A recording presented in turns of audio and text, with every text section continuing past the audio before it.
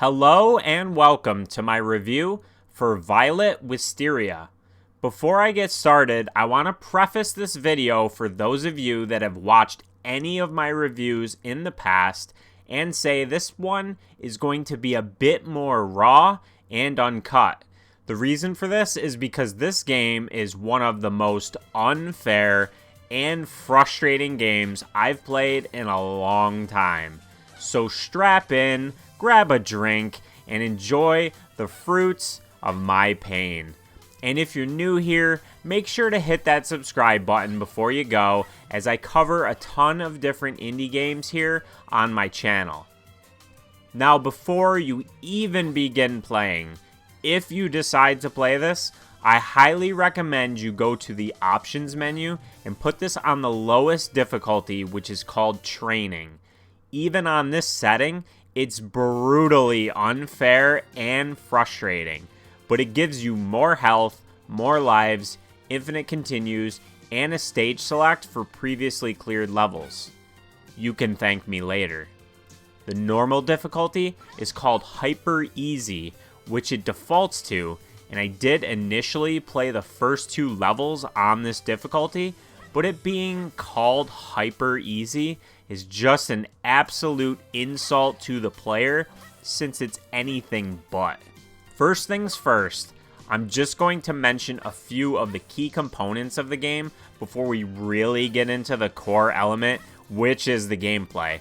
Let's start with the good, and that's the pixel art during gameplay and the cutscene drawings, which are excellent.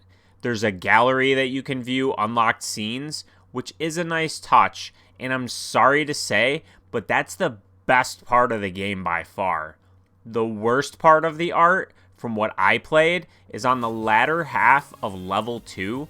The way the background scrolls as you move through the stage was making me nauseous and disoriented. The music ranges from, "This is okay," to, "Can I substitute this track for nails on the chalkboard perhaps?"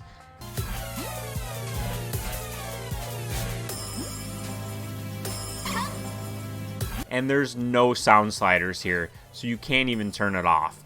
It's rough. As far as the story goes, I don't have much to say since I only got maybe 40-45% of the way through the game before rage quitting. What I did see is fine. It didn't make me feel one way or the other about it though. So now for the gameplay, and again, let's start with the good. The combat elements, when you're on the ground at least, are the best part. Having 3 different colored attacks and having to use the correct one in order to vanquish your foe feels mostly satisfying. It prevents this from feeling mundane in that regard, and for absolute masochists who are going to play this game more than once, the enemies have their weaknesses randomized, so it'll be different each time you play. You can also perform a magic attack of each color, which costs you 15 seconds on your timer to use. If your timer runs out, you die. The last thing you'll have in your kit is a ground slide. This is the only way to dodge incoming projectiles, and it's wildly ineffective in most cases. Seriously, there's so many instances where this game begs for you to be able to deflect projectiles back or have a shield to block with. With all of the color shenanigans this game has, why are projectiles not colored like the enemies so that you can deflect them back with the appropriate color? They thought to do lame platforming sequences with this mechanic, which provide nothing but annoyance, but not give the player something that's actually useful.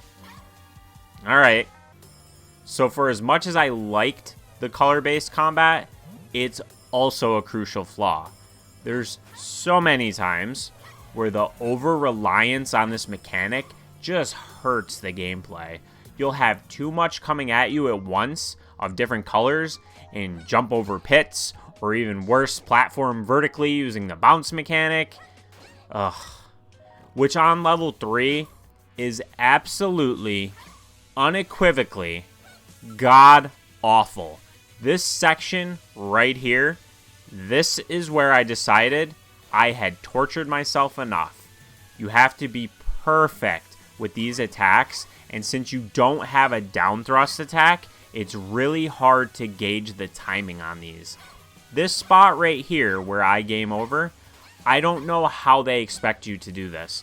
A low bounce isn't high enough to reach the next platform, and a high bounce hits the enemy above you, resulting in knockback. It's brutal. Every aspect of this game is meant to brutalize you, and not in a good way either. Hey, I like my challenging games. I really do. But there's a fair challenge that's both fun and rewarding to overcome, and then there's this game.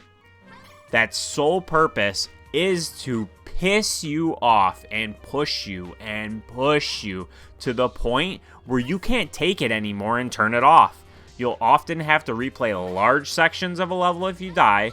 A game over means starting the whole level over. There's minimal pickups to replenish your health. Cheap deaths galore, overused color mechanics, really frustrating platforming sections, intentionally cheap enemy placement, difficult boss fights that require pixel perfect movements at times to avoid incoming projectiles. The list just goes on. I could possibly go on for another few minutes about what I disliked, but I think I've got my point across. Yeah, I think I do. So in conclusion, if you like games that this is clearly inspired by, like the Violet series, just stay away. Stay away. Don't play this. It's just not worth your time. I'm sorry. I hated having to leave such a negative review, since I like to focus on the positive aspects of gaming here on my channel. But this game just left me no choice. It's so wildly frustrating and annoying that it zaps any ounce of fun right away.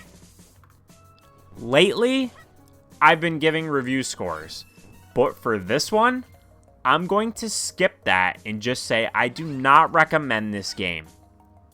I don't even know what score I'd give, as this made me feel so negatively as a whole for the time I spent playing it. I feel incredibly insulted that this game not only exists in this state, which means it somehow got through testing being this annoyingly unfair, but that they named the difficulties in such a demeaning way. The training mode should be normal, and normal should not be hyper easy. So yeah, stay away from this one. Just don't play it. Don't play it. You're gonna play it, aren't you? Well, don't say I didn't warn you. I appreciate you watching this review to the end, and I hope you found it helpful. If you enjoyed it, please like the video, comment below if you have any questions, and subscribe if you haven't done so already. And until next time, have a good one.